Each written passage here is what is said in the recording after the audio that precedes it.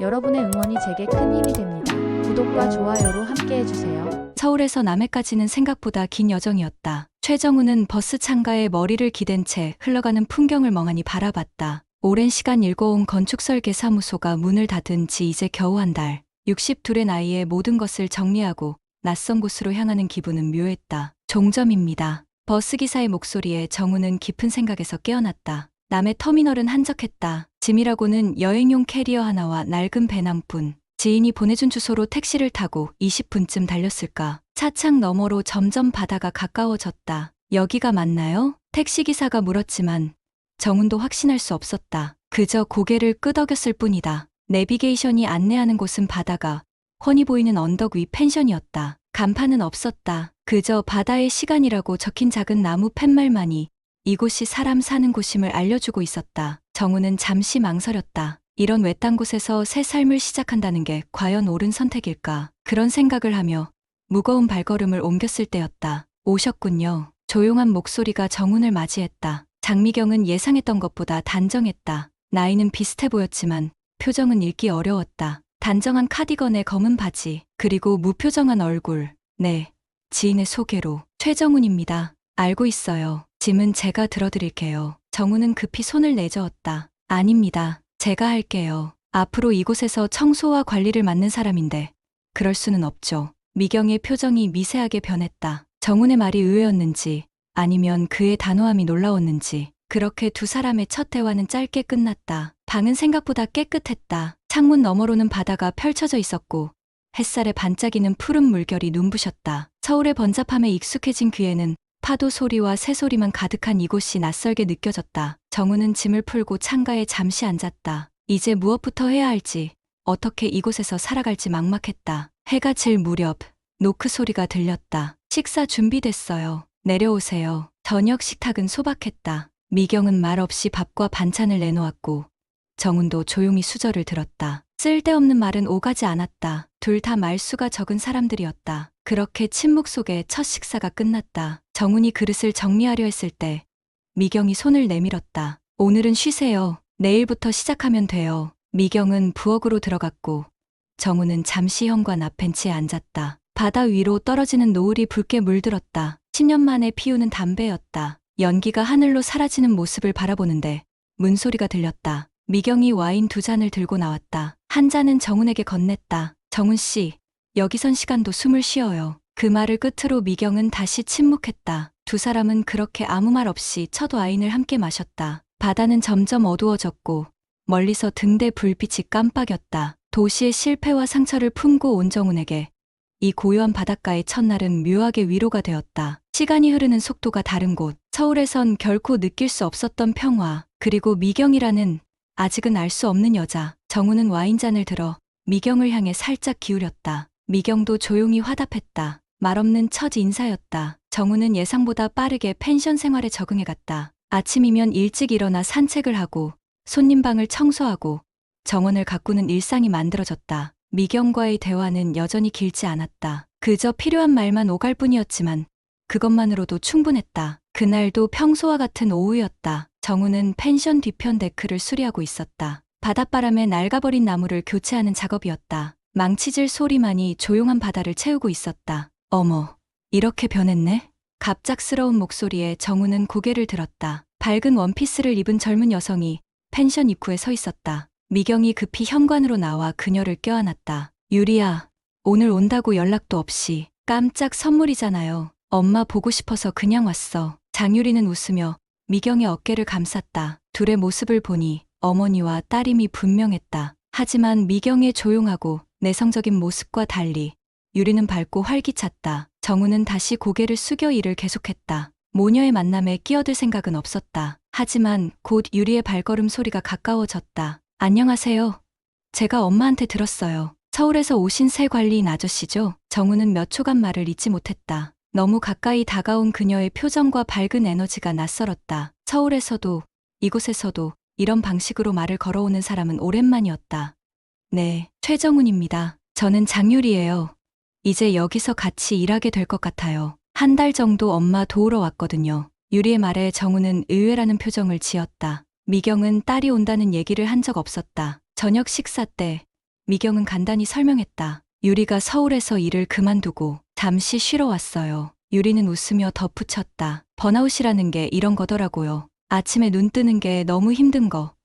그래서 바닷가에서 재충전하려고요. 미경은 평소보다 말이 많아졌다. 딸 앞에서는 조금 다른 사람이 되는 듯했다. 정우는 묵묵히 식사만 했다. 다음 날부터 펜션의 분위기는 달라졌다. 유리의 목소리와 웃음소리가 펜션 곳곳에 울려 퍼졌다. 손님들도 유리를 금방 좋아했다. 정우는 조용히 자신의 일을 했다. 삼촌, 이거 좀 도와주세요. 유리는 자연스럽게 정훈을 삼촌이라 불렀다. 처음엔 어색했지만 곧 익숙해졌다. 유리는 별것 아닌 일에도 정훈을 찾았다. 무거운 물건을 옮길 때, 높은 곳에 전구를 갈 때, 심지어 컴퓨터 설정을 바꿀 때도. 서울에서 무슨 일 하셨어요? 어느 날 함께 펜션 마당에 잡초를 뽑는 동안 유리가 물었다. 건축설계사무소 운영했습니다. 우와, 건축가셨구나. 그래서 손재주가 좋으신 거였네요. 정우는 대답 대신 살짝 고개만 끄덕였다. 하지만 유리는 더 물었다. 왜 여기로 오셨어요? 서울은 안 좋았나요? 정우는 잠시 망설였다. 사업이 잘 안 됐습니다. 이혼도 했고 슬의 출발이 필요했죠. 유리는 더 캐묻지 않았다. 대신 활짝 웃으며 말했다. 여기 좋잖아요. 바다도 있고 엄마도 있고 이제 저도 있고요. 저녁이 되자 유리는 마당에 모닥불을 피웠다. 손님이 없는 날이라 셋이서 모닥불 주변에 앉았다. 미경은 와인을, 유리는 맥주를, 정우는 소주를 마셨다. 불빛이 세 사람의 얼굴을 비추는데 유리가 갑자기 정훈의 얼굴을 빤히 바라봤다. 삼촌, 연륜이라는 게 이런 눈빛인가요? 정우는 당황했다. 뭐가요? 그냥 삼촌 눈에는 뭔가 깊이가 있어요. 제 또래 남자들이랑은 달라요. 미경이 말했다. 유리야, 실례야. 아니에요. 칭찬이에요. 유리는 웃으며 맥주를 들이켰다. 정우는 자신도 모르게 웃고 말았다. 오랜만에 지은 미소였다. 모닥불 위로 별이 빛났고 바닷바람이 세 사람의 머리카락을 흩뜨렸다. 이따가 별 보러 갈래요? 삼촌도 같이요. 유리의 제안에 정우는 잠시 미경을 쳐다봤다. 미경은 미소를 지으며 고개를 끄덕였다. 가도 좋겠네요. 그렇게 셋은 바닷가로 나갔다. 유리는 앞장서서 걸으며 끊임없이 이야기했다. 서울 생활, 회사에서 겪은 일, 퇴사 후의 마음. 정우는 조용히 들었다. 바닷가에 도착한 유리는 모래사장에 누워 별을 바라봤다. 정훈과 미경은 나란히 서서 밤바다를 바라봤다. 기분 좋죠? 미경이 작게 물었다. 네. 정우는 짧게 대답했지만 마음속으로는 더 많은 말이 있었다. 오랜만에 느끼는 소속감, 가족도 아닌, 직장도 아닌 어떤 따스함. 유리가 갑자기 일어나 정훈에게 손을 내밀었다. 삼촌, 저랑 한번 춤춰요. 정훈은 당황했다. 아니, 에이, 한 번만요.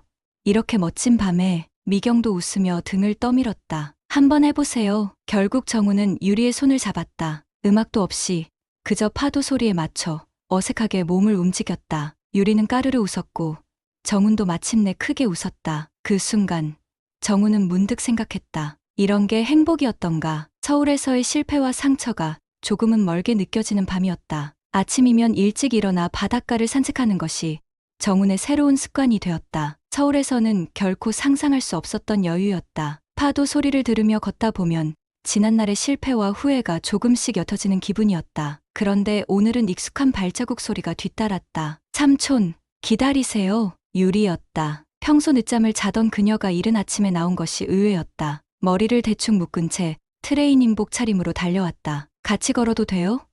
저도 아침 산책 시작하려고요. 정우는 고개를 끄덕였다. 처음에는 어색한 침묵이 이어졌지만 곧 유리가 말을 걸었다. 삼촌은 해 뜨는 걸 보는 게 좋아요? 저는 별로였거든요. 서울에선 늘 밤늦게 자고 점심때 일어났어요. 회사 다닐 때도 늘 지각이었죠. 습관이에요. 나이 들면 아침에 일찍 깨게 됩니다. 정말요? 근데 삼촌은 나이 들어 보이지 않아요. 그냥 경험이 많아 보여요. 정우는 웃음을 참았다. 유리의 말에는 늘 이렇게 솔직함과 능청스러움이 공존했다. 뭐가 그리 웃기세요? 아닙니다. 그냥 젊은 사람이 하는 말이라 웃겼습니다. 유리는 삐죽거리며 정훈의 팔을 툭 쳤다. 어느새 둘 사이에는 편안한 농담이 오갈 정도의 친밀감이 생겼다. 그날 오후 펜션 객실 청소를 함께하게 되었다. 미경이 마을에 장을 보러 간 사이 둘이서 일을 나눠 맡았다. 정훈이 침구를 정리하는 동안 유리는 화장실을 청소했다. 서울에서는 혼자 사세요? 네. 가족은요? 자녀분은 없으세요? 정우는 잠시 손을 멈추었다. 딸이 하나 있습니다. 하지만 거의 연락하지 않아요. 이혼 후에.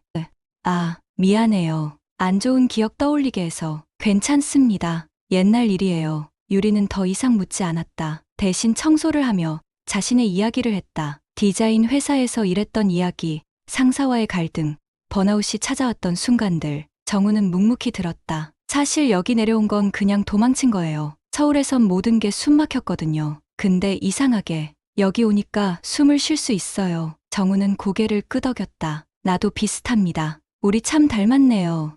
유리가 환하게 웃었다. 청소를 마치고 나오는데 미경이 돌아왔다. 장바구니를 들고 현관에 서 있는 미경의 표정이 조금 굳어 있었다. 둘이 웃으며 나오는 모습을 본 것이 마음에 들지 않았는지 미경은 무언가 말하려다 입을 다물었다. 다 했어요, 엄마. 1등 미화원 2명이 완벽하게 청소했다고요. 유리의 농담에도 미경은 그저 미소만 지었다. 수고했네. 정훈 씨, 저녁 준비 도와주실래요? 저녁 준비를 하는 동안 미경은 평소보다 말이 적었다. 정훈이 야채를 썰고 미경이 국을 끓이는 동안 둘 사이에는 어색한 침묵만 흘렀다. 정훈 씨, 우리 딸이 잘 따르네요. 갑작스러운 미경의 말에 정훈은 잠시 당황했다. 그냥 나이 차이가 있으니까 그런 것 같습니다. 아버지 같아서 그럴까요? 유리는 아버지를 일찍 여의어서 남자 어른이 옆에 있는 게 낯설거든요. 정우는 어떻게 대답해야 할지 몰랐다. 그저 고개만 끄덕였다. 하지만 유리는 어른이에요. 34시죠. 가끔 그 나이를 잊어버리는 것 같아요. 미경의 말에는 무언가 더 깊은 의미가 있는 듯했다. 정우는 곧이어 대화를 다른 주제로 돌렸다. 내일 비가 온다던데 데크 방수 작업을 미뤄야겠네요. 저녁 식사 시간, 유리는 평소처럼 활기찼다. 서울 친구들과 통화한 이야기, 오래된 영화를 다시 본 감상 등을 쉴 새 없이 얘기했다. 정우는 가끔 고개를 끄덕이며 웃었고 미경은 조용히 식사에 집중했다. 식사가 끝나고 정훈이 설거지를 하는 동안 유리는 마당으로 나갔다. 창밖으로 유리가 폰으로 통화하는 모습이 보였다. 미경이 다가와 같이 설거지를 도왔다. 정훈 씨, 우리 딸이 서울에서 힘든 시간을 보냈어요. 남자 문제도 있었고. 정훈은 고개를 끄덕였다. 알고 있습니다. 지금은 상처받기 쉬운 상태예요. 잘 이해해 주세요. 미경의 말에는 경고 같은 것이 느껴졌다. 정우는 자신이 어떤 식으로든 미경의 우려를 불러일으켰다는 사실이 불편했다. 걱정 마세요. 저는 그저 관리인일 뿐입니다. 미경의 눈동자가 흔들렸다. 그렇죠. 그날 밤 유리가 제안으로 세 사람은 다시 와인을 마셨다. 유리가 음악을 틀어놓고 춤을 추기도 했다. 정우는 여전히 어색했지만 미경은 점점 더 말수가 줄어들었다. 두 번째 병을 비울 무렵 미경이 자리에서 일어났다. 난 먼저 들어가 볼게. 유리가 말했다. 엄마, 아직 11시도 안 됐는데 피곤해서 너희들 더 마시고 있어. 미경이 떠난 후 유리는 정훈 옆으로 자리를 옮겼다. 삼촌, 요즘 엄마가 이상해요. 내가 왔는데도 여전히 조용하고 뭔가 생각이 많아 보여요. 정훈은 와인잔을 돌리며 대답했다. 어머니는 원래 그런 성격 아닌가요? 그렇긴 한데 더 심해진 것 같아요. 삼촌이 오시고 나서 더 그런 것 같기도 하고. 정우는 놀라서 유리를 바라봤다. 제가요?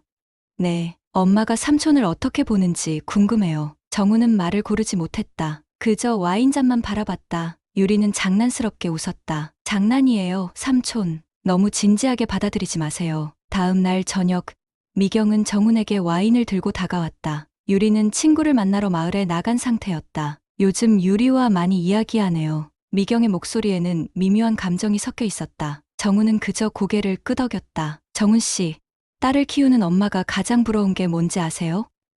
누군가를 다시 설레는 눈빛으로 보는 일. 미경의 말에 정훈은 놀라 고개를 들었다. 미경의 눈에는 복잡한 감정이 스쳐 지나갔다. 부러움, 질투, 아니면 그저 어머니로서의 걱정일까? 미경 씨, 아니에요. 그냥 혼잣말이었어요. 미경은 와인을 한 모금 마시고 바다를 바라봤다. 정훈도 말없이 바다를 바라봤다. 둘 사이에는 이제 유리라는 존재가 만든 미묘한 긴장감이 흐르고 있었다. 존재가 만든 미묘한 긴장감이 흐르고 있었다. 남해의 여름 날씨는 변덕스러웠다. 맑던 하늘이 갑자기 먹구름으로 뒤덮이고 태풍 소식이 들려오기 시작했다. 정훈은 오전부터 펜션 주변을 정비하느라 바빴다. 창문을 모두 점검하고 마당의 물건들을 안으로 옮기고 빗물이 새는 지붕 부분도 임시로 수리했다. 삼촌, 제가 도와드릴까요? 유리가 창고에서 방수포를 들고 나오는 정훈에게 다가왔다. 머리를 질끈 묶은 모습이 평소보다 더 어른스러워 보였다. 괜찮아요. 이제 거의 다 했으니까. 오늘 저녁에 진짜 큰 비가 온대요. 태풍급이래요. 전기도 끊길 수 있대요. 정우는 하늘을 올려다봤다. 점점 더 어두워지는 구름이 바다 위를 덮고 있었다. 멀리서 천둥 소리가 들려왔다. 저녁 손님들 다 취소됐어요. 오늘은 우리 셋뿐이네요. 정훈이 마지막 준비를 마치고 들어왔을 때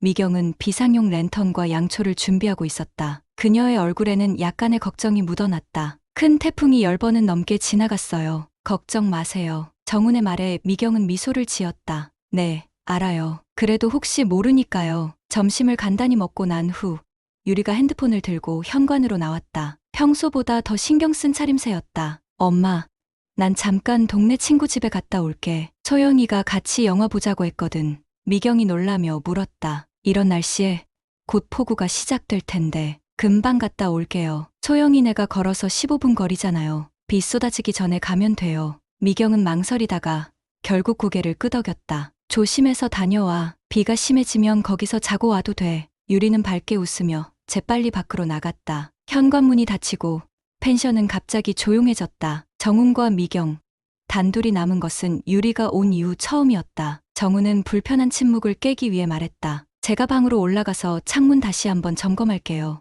네, 그래요. 시간이 흐르고 오후가 되자 예보대로 폭우가 쏟아지기 시작했다. 빗방울이 창문을 두드리는 소리가 점점 거세졌다. 정훈은 자신의 방에서 책을 읽고 있었다. 갑자기 휴대폰이 울렸다. 미경이었다. 정훈 씨, 혹시 지하 창고 확인해 주실 수 있을까요? 비가 새는 것 같아요. 정훈은 서둘러 내려갔다. 미경이 걱정하던 대로 지하 창고 한쪽에서 물이 새고 있었다. 둘은 함께 수건과 양동이를 가져와 물을 닦았다. 협력하는 과정에서 가끔 손이 스쳤고 그럴 때마다 미묘한 긴장감이 감돌았다. 감사해요. 정훈 씨, 혼자였으면 정말 막막했을 거예요. 미경의 말에 정훈은 고개를 끄덕였다. 당연히 해야 할 일입니다. 저녁이 되었지만 폭우는 그칠 기미가 없었다. 바람도 점점 거세져서 창문이 흔들리는 소리가 들렸다. 정훈은 거실로 내려갔다. 미경이 식탁에 저녁을 차려놓고 있었다. 유리한테서 연락 왔어요? 네. 소영이네 집에서 자고 온대요. 비가 너무 심해서요. 미경의 목소리에는 약간의 안도감이 묻어 있었다. 비가 이렇게 심한데 딸이 돌아오는 길에 위험할까봐 걱정했던 모양이었다. 두 사람은 조용히 저녁을 먹었다. 창밖으로 빗소리와 가끔 천둥 소리만 들려왔다. 평소보다 더 깊은 침묵이 이어졌다. 식사가 끝난 후 정훈이 설거지를 시작하려 했다. 그때 갑자기 탁 소리와 함께 펜션의 모든 불이 꺼졌다. 아, 미경의 작은 탄성이 어둠 속에서 들렸다. 정훈은 즉시 핸드폰 불빛을 켰다. 괜찮으세요? 네, 예상했던 일이에요. 랜턴이 저기 있어요. 미경이 가리킨 곳에서 랜턴을 찾아 켰다. 어둠 속에서 미경의 얼굴이 랜턴 불빛에 희미하게 비쳤다. 평소보다 더 창백해 보였다. 전기회사에 전화해 보겠습니다. 정훈이 전화를 끊고 돌아와 말했다. 복구에 시간이 좀 걸릴 것 같습니다. 태풍이 지나가야. 미경은 고개를 끄덕였다. 어쩔 수 없네요. 이럴 때를 대비해서 양초도 있어요. 미경은 찬장에서 양초 몇 개를 꺼내 식탁 위에 놓았다. 정훈이 라이터로 불을 붙이자 거실에 은은한 불빛이 퍼졌다. 창밖으로는 여전히 폭우가 쏟아지고 있었다. 정훈 씨, 미경이 부엌으로 가더니 와인 한 병을 들고 나왔다. 그리고 2개의 잔도 함께. 오늘은 나도 혼자 있기 싫어요. 미경의 목소리에는 평소에 없던 떨림이 있었다. 정훈은 잠시 망설이다가 고개를 끄덕였다. 두 사람은 식탁에 마주 앉았다. 양초 불빛이 두 사람의 얼굴에 그림자를 드리웠다. 미경이 와인을 따랐다. 붉은 액체가 유리잔을 채우는 소리만이 빗소리 사이로 들렸다. 건배해요. 폭풍 속의 평화를 위해서. 정훈은 미경과 잔을 부딪혔다. 첫 모금을 마시자 미경이 말했다. 이런 날은 항상 외로웠어요. 남편이 떠난 후 10번의 태풍을 혼자 보냈죠. 정훈은 대답하지 않고 그저 들었다. 미경은 계속해서 말했다. 유리가 서울에서 살면서 이곳은 정말 고요했어요. 너무 고요해서 가끔은 미쳐버릴 것 같았죠. 혼자 사는 게 쉽지 않죠. 정훈의 말에 미경은 깊이 공감한다는 듯 고개를 끄덕였다. 정훈 씨도 외로웠겠네요. 네, 하지만 익숙해졌습니다. 미경의 눈빛이 불안정하게 흔들렸다. 와인 한 잔이 이미 비워졌다. 그녀는 다시 잔을 채웠다. 익숙해진다고요? 저는 못했어요. 10년이 지났는데도. 미경의 손이 살짝 떨렸다. 정훈은 본능적으로 그녀의 손을 잡았다. 미경은 놀란 듯 정훈을 바라봤지만 손을 빼지는 않았다. 밖에 폭우 소리가 더 거세졌다. 천둥이 몇 번 울리고 창문이 흔들렸다. 하지만 그 소리조차 두 사람 사이의 긴장감을 가리지 못했다. 정훈 씨, 미경의 목소리가 작아졌다. 그녀는 천천히 몸을 앞으로 기울였다. 정훈도 모르게 그녀에게 더 가까이 다가갔다. 양초 불빛 아래 미경의 눈동자가 반짝였다. 정훈 씨도 외로운 사람이라는 거 전 알아요. 손에서 전해지는 온기, 한 뼘 거리의 얼굴, 와인 향기가 섞인 숨결. 두 사람의 시간이 멈춘 것 같았다. 정훈의 심장이 빠르게 뛰었다. 그는 천천히 미경의 얼굴에 손을 뻗었다. 미경은 눈을 감았다. 그 순간 정훈의 핸드폰이 진동했다. 둘 다 놀라 몸을 뗐다. 화면을 보니 유리에게서 온 메시지였다. 삼촌, 엄마 좀 봐주세요. 태풍 때 항상 무서워하거든요. 내일 아침에 갈게요. 정훈과 미경의 시선이 마주쳤다. 핸드폰 불빛에 비친 미경의 얼굴에는 복잡한 감정이 스쳐 지나갔다. 죄책감, 당혹감, 아니면 후회일까? 미경 씨, 아니에요. 이건 실수예요. 미경은 급히 자리에서 일어났다. 그리고는 창가로 걸어가 비가 내리는 모습을 바라봤다. 정훈은 자리에 그대로 앉아 있었다. 이런 짓 하면 안 되는데. 미경의 목소리가 작게 들렸다. 정훈은 무거운 침묵 속에서 와인잔을 바라봤다. 마시다만 와인이 붉게 빛났다. 그리고 창가에 선 미경의 실루엣이 양초 불빛에 흔들렸다. 위험한 한 잔의 와인이 만들어낸 이 순간은 세 사람의 관계를 영원히 바꿀지도 모를 시작점이었다. 다음 날 아침, 태풍은 지나갔다. 폭우를 쏟아내던 하늘은 맑게 개었고 바다는 다시 고요해졌다. 정훈은 평소보다 일찍 일어나 펜션 주변을 점검했다. 지붕 일부가 파손되었고 정원의 나무 몇 그루가 쓰러져 있었다. 그는 묵묵히 쓰러진 나무들을 정리하기 시작했다. 머릿속은 어젯밤의 기억으로 복잡했다. 미경과의 그 순간, 거의 맞닿을 뻔했던 입술, 그리고 그 모든 것을 막은 유리의 메시지. 정훈은 스스로에게 화가 났다. 이런 감정,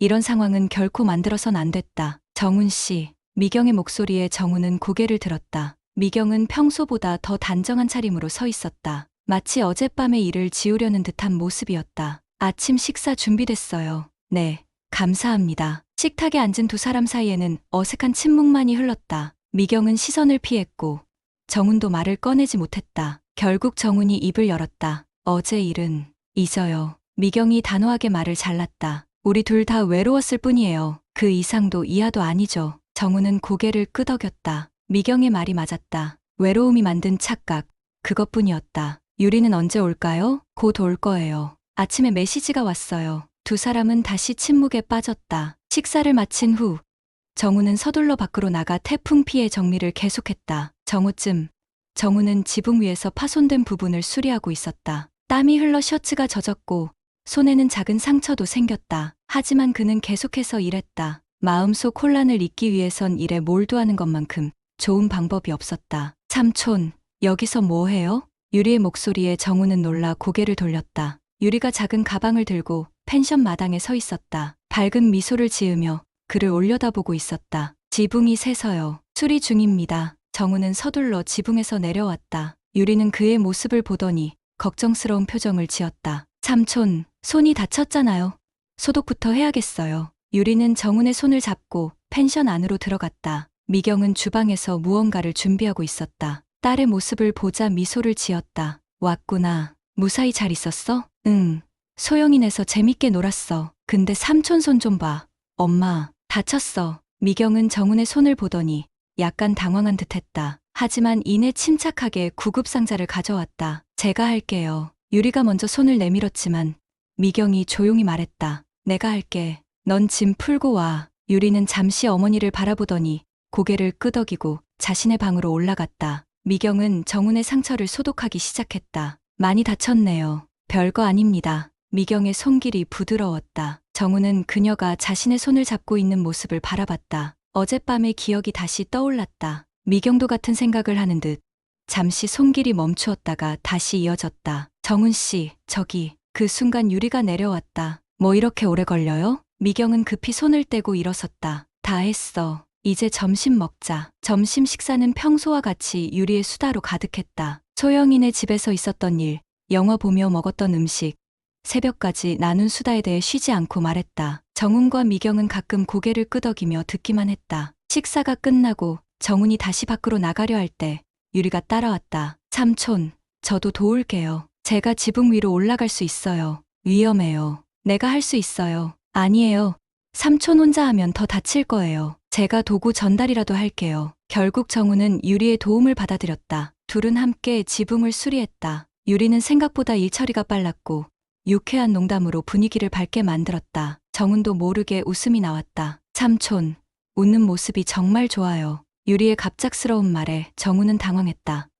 네, 그냥 삼촌이 처음 왔을 때보다 표정이 많이 밝아졌다고요. 우리 펜션이 삼촌한테 좋은 것 같아요. 정훈은 무슨 말을 해야 할지 몰라 그저 고개만 끄덕였다. 유리는 계속해서 말했다. 서울에 있을 때보다 저도 여기 있으니까 좋아요. 삼촌 같은 사람이 있어서 더 그런 것 같기도 하고. 유리의 말에는 무언가 더 깊은 의미가 담겨 있는 듯했다. 정우는 불편함을 느끼며 화제를 돌렸다. 거의 다 됐네요. 이제 내려가요. 해가 저물기 시작했다. 하루 종일 태풍 피해를 정리하느라 세 사람 모두 지쳐 있었다. 미경은 간단한 저녁을 준비했고 식사 후엔 와인 한 병을 꺼냈다. 정우는 망설였다. 어젯밤의 기억이 다시 떠올랐다. 하지만 유리가 있는 자리였기에 그는 평소처럼 행동하려 노력했다. 오늘은 특별한 날이에요. 태풍도 무사히 넘기고 모두 다치지 않고 잘 있으니까요. 미경이 와인을 따랐다. 세 사람은 잔을 부딪혔다. 정우는 미경과 눈을 마주치지 않으려 했다. 저녁이 깊어갔다. 유리는 평소보다 더 많은 와인을 마셨고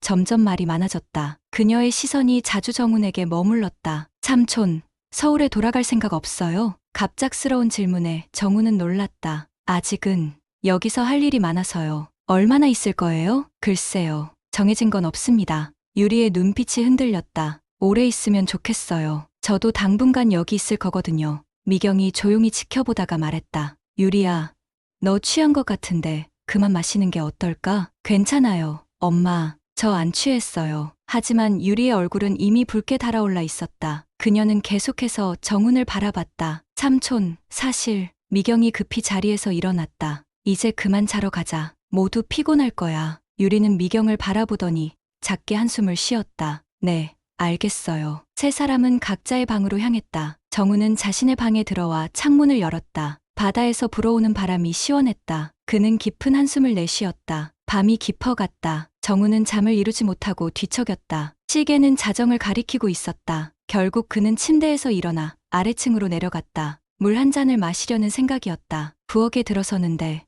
누군가가 이미 그곳에 있었다. 미경이었다. 그녀도 잠을 이루지 못했는지 와인을 마시고 있었다. 아직 안 주무셨군요. 미경은 놀라 고개를 들었다. 네, 잠이 안 와서요. 정우는 조심스럽게 미경 옆에 앉았다. 둘 사이에는 묘한 긴장감이 감돌았다. 어젯밤 일은 말했잖아요. 잊자고요. 미경의 목소리는 단호했지만 눈빛은 흔들리고 있었다. 정우는 다시 입을 열었다. 하지만 잊을 수 없어요. 나는. 미경이 갑자기 손을 들어 정훈의 말을 막았다. 그리고는 살며시 다가와 그의 얼굴을 감쌌다. 정훈의 심장이 빠르게 뛰었다. 우리 둘 다 너무 외로웠던 거예요. 미경의 속삭임과 함께 두 사람의 입술이 가까워졌다. 정훈은 멈춰야 한다는 생각과 함께 미경에게 더 가까이 다가갔다. 와인 향기가 섞인 그녀의 숨결이 느껴졌다. 바로 그 순간 현관문이 열리는 소리가 들렸다. 엄마, 삼촌, 유리의 목소리였다. 두 사람은 급히 몸을 떼었지만 이미 늦었다. 유리는 부엌 입구에 서서 두 사람을 바라보고 있었다. 세 사람 사이에 무거운 침묵이 내려앉았다. 누구도 말을 꺼내지 못했다. 정우는 당황해서 자리에서 일어났다. 미경의 얼굴은 창백해졌다. 유리의 표정은 복잡했다. 충격, 혼란, 그리고 무언가 더 깊은 감정이 뒤섞여 있었다. 그녀는 아무 말 없이 두 사람을 번갈아 바라봤다. 유리야. 미경이 떨리는 목소리로 딸을 불렀지만 유리는 고개를 저었다. 그리고는 아무 말 없이 돌아서서 자신의 방으로 올라갔다. 방문이 닫히는 소리가 집 안에 울렸다. 미경과 정우는 그 자리에 얼어붙은 듯 서 있었다. 와인잔, 가까웠던 두 사람의 얼굴, 달빛에 비친 모습, 모든 것이 유리의 눈에 다 보였을 것이다. 정우는 혼란스러운 마음으로 머리를 감쌌다. 이런 상황은 결코 만들어선 안 됐다. 장미경은 손으로 얼굴을 가렸다. 그녀의 어깨가 미세하게 떨렸다. 가봐요.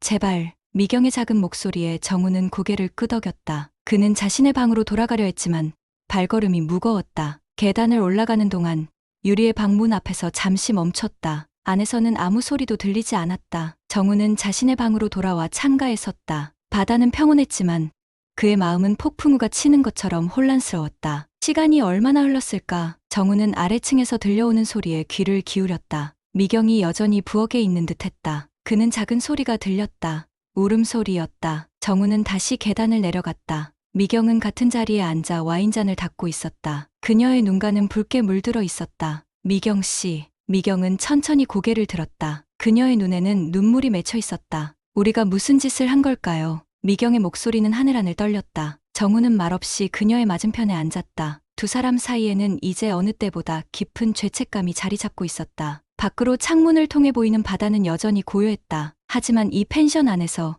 세 사람의 관계는 이제 돌이킬 수 없이 변해버렸다. 정우는 거의 뜬 눈으로 밤을 새웠다. 창문 너머로 보이는 바다는 어제와 다름없이 잔잔했지만 그의 마음은 폭풍우가 지나간 후처럼 엉망이었다. 옷을 갈아입고 방을 나서려는데 복도에서 짐을 꾸리는 소리가 들렸다. 유리의 방이었다. 정우는 멈칫했다. 어제 밤 있었던 일 이후 유리를 어떻게 마주해야 할지 막막했다. 그는 깊은 한숨을 내쉬고 아래층으로 내려갔다. 미경은 이미 주방에 있었다. 평소처럼 아침 식사를 준비하고 있었지만 그녀의 눈가는 붓고 충혈되어 있었다. 잠을 설친 흔적이 역력했다. 안녕하세요. 정훈이 조심스럽게 인사했다. 미경은 고개만 끄덕였다. 그녀의 손길이 평소보다 더 서툴렀다. 그릇 하나를 떨어뜨릴 뻔하기도 했다. 제가 도와드릴까요? 미경이 고개를 저었다. 아니에요.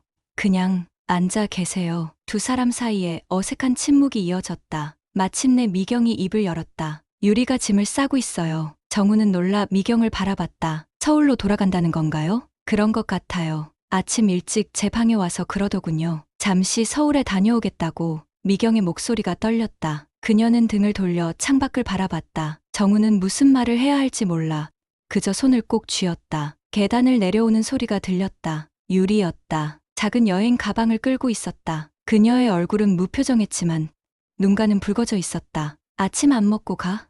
미경이 다가갔다. 유리는 고개를 저었다. 배 안 고파요. 버스 타고 나서 먹을게요. 미경은 딸의 팔을 잡았다. 유리야, 어제 일은 말하지 마세요. 유리가 차갑게 말을 잘랐다. 그녀의 목소리에는 지금까지 들어본 적 없는 날카로움이 있었다. 지금은 아무 말도 듣고 싶지 않아요. 정우는 자리에서 일어났다. 유리가 그를 바라보았다. 그녀의 눈에는 복잡한 감정이 스쳐 지나갔다. 실망, 배신감, 아니면 다른 무언가? 버스 타임이 얼마 안 남았어요. 가봐야 해요. 유리는 현관으로 향했다. 미경이 따라 나섰다. 내가 터미널까지 데려다 줄게. 괜찮아요. 택시 불렀어요. 유리의 말투는 단호했다. 미경은 무언가 더 말하려다 그만두었다. 그리고 정훈을 바라봤다. 그녀의 눈빛에는 도와달라는 간절함이 담겨 있었다. 정훈은 깊은 숨을 들이쉬고 현관으로 나섰다. 내가 데려다 줄게요. 유리가 놀란 듯 그를 바라봤다. 삼촌, 이야기할 게 있어요. 가는 길에.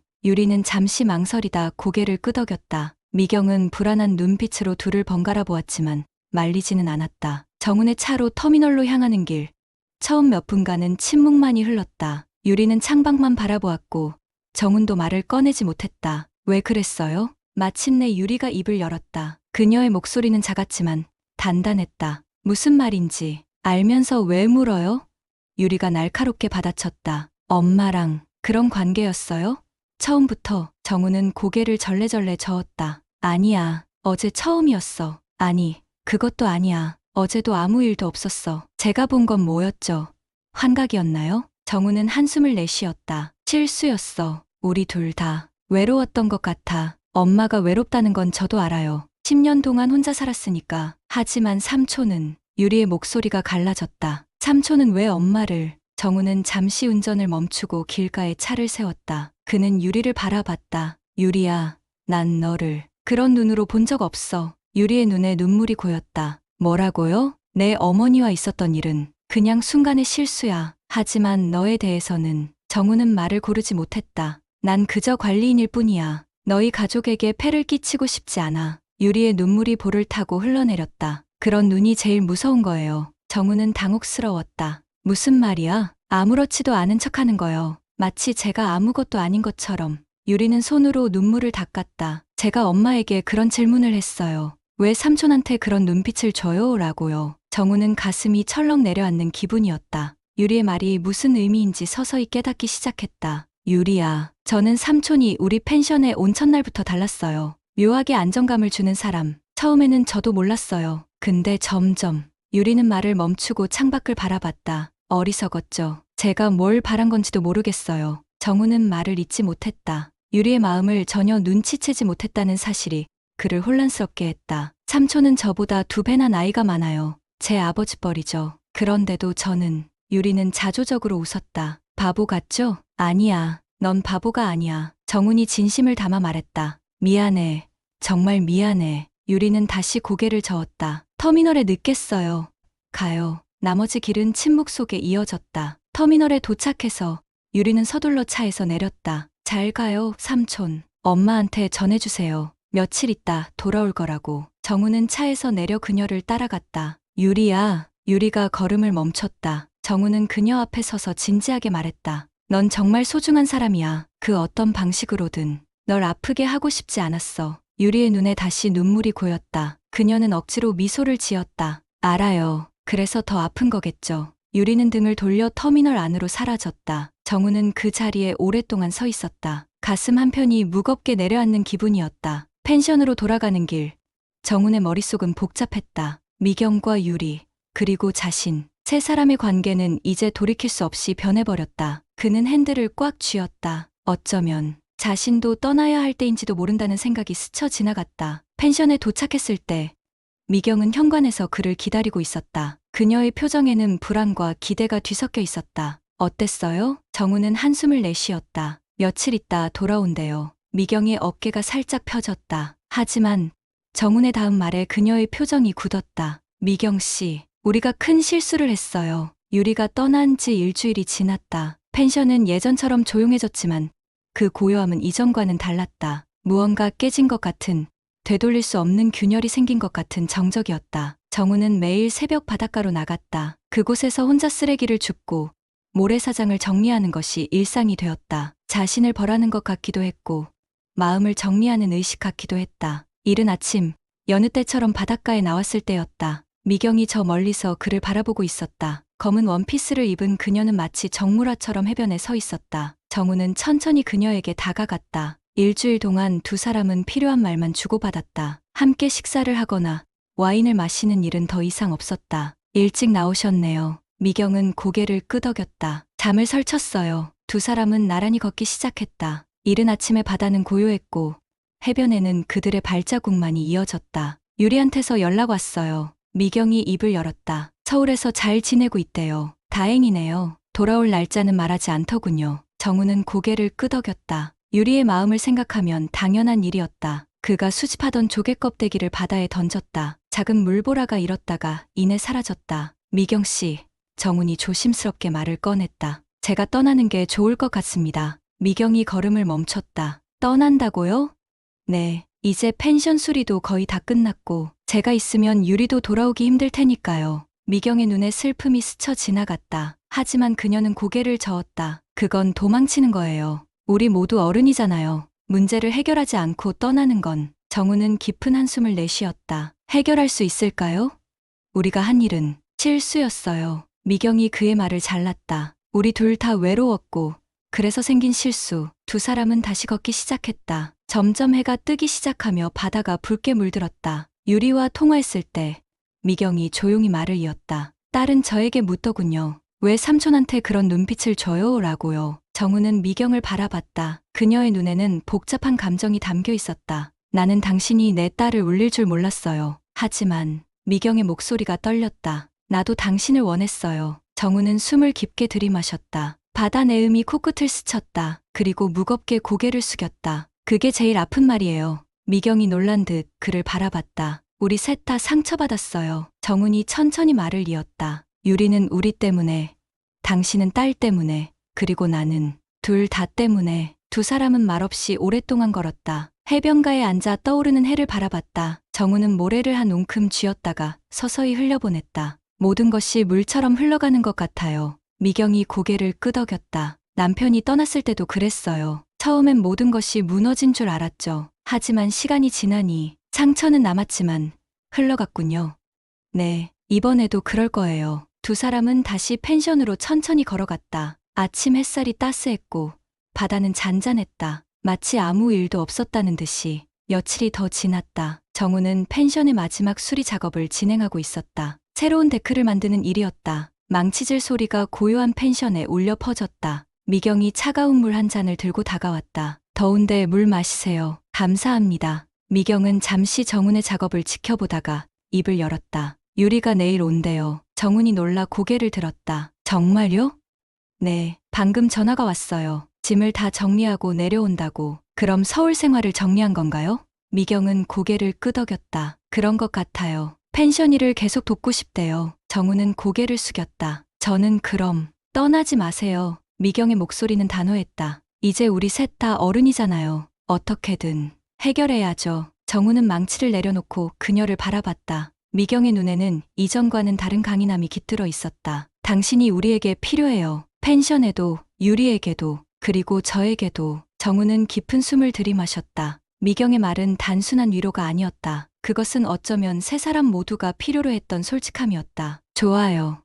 남겠습니다. 미경의 입가에 희미한 미소가 번졌다. 그녀는 더 이상 아무 말도 하지 않고 펜션으로 돌아갔다. 정우는 다시 망치를 들었다. 이번에는 더 단단하게, 더 조심스럽게 못을 박았다. 다음 날 오후 버스가 도착할 시간이 다가왔다. 미경은 불안한 듯 창밖을 내다보았다. 정우는 자신의 방에 머물렀다. 유리를 어떻게 대해야 할지 고민이었다. 마당에서 발자국 소리가 들렸다. 정우는 창문을 통해 밖을 내다봤다. 유리가 가방을 끌고 펜션으로 들어오고 있었다. 그녀는 서울에 갔을 때보다 더 단정한 모습이었다. 머리는 짧게 잘랐고 옷차림도 더 성숙해 보였다. 미경이 현관으로 나가 딸을 맞이했다. 두 사람은 짧게 포옹했다. 서로의 눈을 바라보며 무언가 이야기를 나누는 듯했다. 그리고 미경이 고개를 끄덕였다. 잠시 후 정훈의 방문을 두드리는 소리가 들렸다. 들어오세요. 문이 열리고 유리가 들어왔다. 그녀는 이전과는 다른 차분한 표정으로 정훈을 바라봤다. 안녕하세요, 삼촌. 정훈은 자리에서 일어났다. 와줘서 고마워. 유리는 잠시 침묵했다가 입을 열었다. 서울에서 많은 생각을 했어요. 엄마와도 통화했고. 정훈은 고개를 끄덕였다. 유리는 창가로 걸어가 바다를 바라봤다. 엄마, 이제 괜찮아요. 그녀의 목소리는 작았지만 단단했다. 정우는 그 말이 무엇을 의미하는지 알았다. 그것은 용서도 이해도 아닌 받아들임이었다. 새 데크 만들고 있다면서요? 정우는 놀라 고개를 들었다. 네, 거의 다 끝나가요. 제가 도와드릴게요. 유리가 돌아서서 미소를 지었다. 그녀의 미소는 예전처럼 밝지는 않았지만 진심이 담겨 있었다. 펜션의 시간은 다시 흐르기 시작했다. 세 사람 사이에는 이전과는 다른 거리감이 있었지만 그것은 어쩌면 서로를 더 존중하는 방식인지도 모른다. 펜션 앞 완성된 데크에 앉아 커피를 마시던 정우는 멀리 수평선을 바라봤다. 유리가 도와준 덕분에 데크는 예상보다 빨리 완성되었다. 넓어진 공간에는 테이블과 의자도 놓였고 난간에는 작은 화분들도 꾸며놓았다. 가을이 오는 소리가 들리네요. 미경이 커피 한 잔을 들고 정훈 옆에 앉았다. 그녀의 표정은 평온했다. 지난 한 달 동안 두 사람은 적절한 거리를 유지하며 펜션을 운영했다. 가끔 저녁에 함께 와인을 마시기도 했지만 그것은 이전과는 다른 편안한 대화의 시간이었다. 네, 시간이 참 빠르군요. 유리한테 전화가 왔어요. 오늘 내려온대요. 정우는 미경을 바라봤다. 정말요? 네, 이번엔 완전히 내려온다고 하더군요. 서울 생활을 정리했대요. 정우는 고개를 끄덕였다. 그동안 그는 자신의 마음과 역할을 정리할 시간이 충분했다. 이제 세 사람의 관계는 새로운 단계로 접어들어야 했다. 정오쯤 멀리서 택시 한 대가 펜션으로 향하고 있었다. 정훈과 미경은 함께 현관 앞에 나가 기다렸다. 유리는 전보다 더 성숙해 보였다. 짧게 자른 머리에 하늘색 원피스를 입은 모습이 단정했다. 그녀는 미경을 먼저 껴안고 그런 다음 정훈을 향해 가볍게 고개를 숙였다. 잘 지냈어요? 네, 삼촌. 덕분에요. 유리의 목소리는 차분했다. 세 사람은 함께 완성된 데크로 향했다. 유리는 놀란 듯 데크를 바라봤다. 정말 멋지네요. 제가 떠나고 나서 많이 바뀌었어요. 내 아이디어가 큰 도움이 됐어. 정훈이 말했다. 미경은 부엌으로 향했다. 특별한 저녁을 준비했어요. 잠시 기다려요. 유리와 정훈은 데크에 나란히 앉았다. 가을 바다는 여름과는 다른 빛깔로 반짝였다. 서울에서 어땠어? 정훈이 조심스레 물었다. 유리는 깊은 숨을 들이마셨다. 처음엔 도망친 것 같았어요. 하지만 시간이 지나니 필요한 시간이었다는 걸 알게 됐어요. 그랬겠지. 삼촌. 유리가 진지한 눈빛으로 정훈을 바라봤다. 그날 제가 한 말, 많이 미안해요. 정훈은 고개를 저었다. 내가 사과할 일 없어. 우리 모두 혼란스러웠던 거야. 그래도 이제는 유리가 작게 미소 지었다. 이제 괜찮아요. 그 말은 단순한 화해의 표현이 아니라 성숙한 이해와 수용의 선언처럼 들렸다. 정훈도 따라 미소 지었다. 저녁 식사는 조용하면서도 따뜻한 분위기 속에서 이루어졌다. 미경이 준비한 해물찜을 세 사람은 데크 위에서 함께 먹었다. 바다를 바라보며 나누는 식사는 특별했다. 이 데크에서 식사하니 정말 좋네요. 미경이 말했다. 맞아요. 정훈 삼촌 솜씨가 정말 대단해요. 유리가 진심 어린 목소리로 말했다. 정훈은 와인을 따랐다. 우리 셋이 함께 만든 공간이야. 세 사람은 잔을 부딪혔다. 그 순간 유리가 문득 말했다. 엄마, 삼촌, 제가 서울에서 생각한 게 있어요. 미경과 정훈은 유리를 바라봤다. 이 펜션을 좀 더 키워보는 건 어때요? 제가 디자인을 맡고 삼촌이 구조를, 엄마가 운영을 하면 우리 셋이 함께 만드는 펜션이 될 수 있을 것 같아요. 미경이 놀란 듯 딸을 바라봤다. 정말 그러고 싶은 거야? 유리는 고개를 끄덕였다. 네, 서울 생활은 저한테 맞지 않았어요. 여기서 새롭게 시작하고 싶어요. 우리 셋이 함께요. 정훈은 깊은 생각에 잠겼다. 이것은 단순한 제안이 아니었다. 이것은 세 사람의 새로운 시작, 함께 만들어가는 미래에 대한 제안이었다. 어떻게 생각하세요, 삼촌?